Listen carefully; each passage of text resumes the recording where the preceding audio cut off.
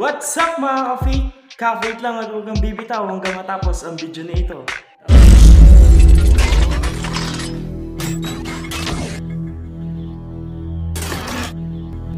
Hello mga ka-fake! Sa ating weekly devotion ngayon ay dinala tayo ng ating Panginoon sa Psalms 34 verse 18 hanggang 19. Ang sabi sa kanyang salita, ang Panginoon ay malapit sa kanila na may bagbag na puso at inililigtas ang mga may pagsisising diwa. Marami ang kadalamhatian ng matuwid, ngunit inililigtas ng Panginoon sa lahat. Sabi naman sa wikang English, the Lord is close to the brokenhearted. He rescued those who are crushed in spirit. The righteous person faces many troubles, but the Lord comes to the rescue each time. Purihin ng Panginoon sa kanyang salita. Kaya ka-faith, kamusta? Sabi ng Panginoon sa kanyang salita, the Lord is close to the brokenhearted. Alam ni Lord yung bawat pag-iyak mo. Alam ni Lord yung mga dinadamdam mo. Alam ni Lord yung mga pinagtitisan mo. Alam ni Lord yung bawat pag-iyak mo. Yung mga panahon na wala kang mapagsabihan, yung mga panahon na wala kang malapitan, yung mga panahon na wala kang mayaya ng tara, kape. Hindi mo man napansin pero malapit sa'yo ang Panginoon ng mga panahon na yun. Even in your lowest, hindi ka niya iniwan. Hindi ka niya pinabayaan. Tayo na lang kasi yung umiiwas at umaalis sa piling niya. Kaya tayo nahihirapan.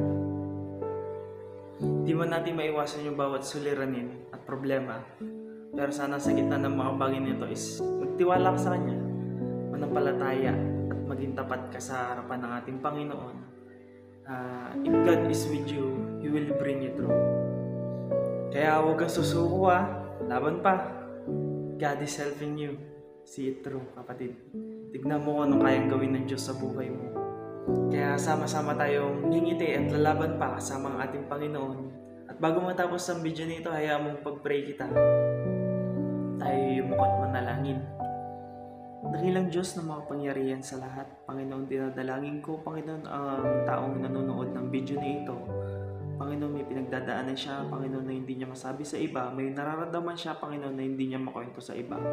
Pero alam namin, Panginoon, at kami nananampalataya na may tinuturo ka sa bawat pagsubok na ito.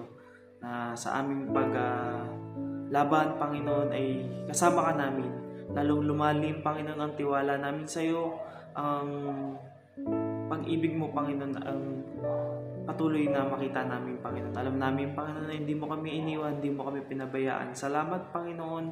Ikaw, Panginoon, na patuloy na madakila sa aming buhay. In Jesus' name we pray. Amen. At salamat mga ka-faith dahil hindi ka bumitaw hanggang matapos ang video na ito. Huwag mo kalimutan na mag-like sa aming Facebook page na Beyond Youth Ministry, Motrico Chapter, at sa aming YouTube channel na Beyond Blaze. Yun lang. God bless. Bye-bye.